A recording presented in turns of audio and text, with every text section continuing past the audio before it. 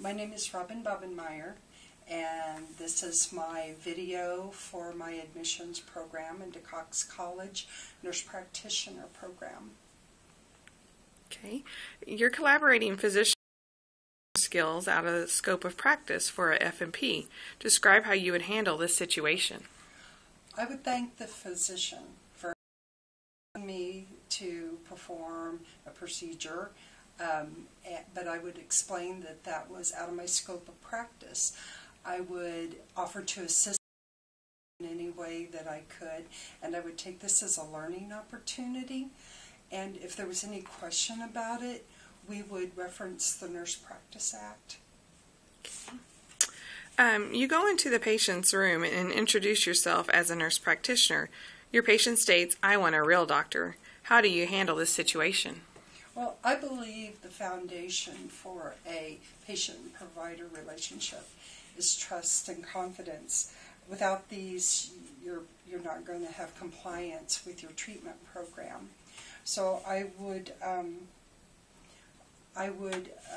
explain the patient's options and let them know what is available at this time, and then I would assist them in making other arrangements and assist them to see that the provider of their preference. Okay.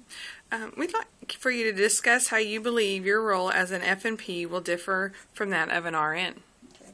The education and experience I have as a registered nurse is a good foundation, a solid foundation on which to build practice as an advanced practice as a nurse practitioner. I would build upon that skill set, and an example would be examining a patient with a painful extremity. As a registered nurse, I would do a nursing examination, and I would provide comfort measures within the scope of registered nurse practice. But as an advanced practice provider, I would be responsible for a thorough examination, a history.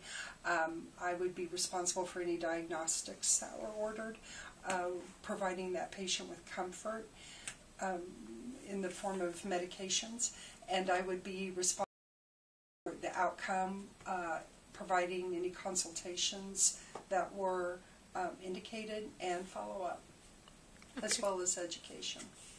Okay. How do you feel about FNPs prescribing scheduled medications? One of the most common reasons that a patient will seek the services of a healthcare provider is pain. When the patient enters into a healthcare relationship with that provider, they expect some outcome, and a lot of times the short-term treatment is going to be a narcotic. So I feel that a provider has to have when it is indicated.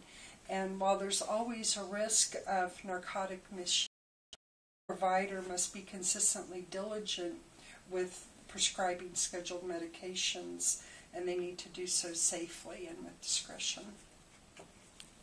So, thank you.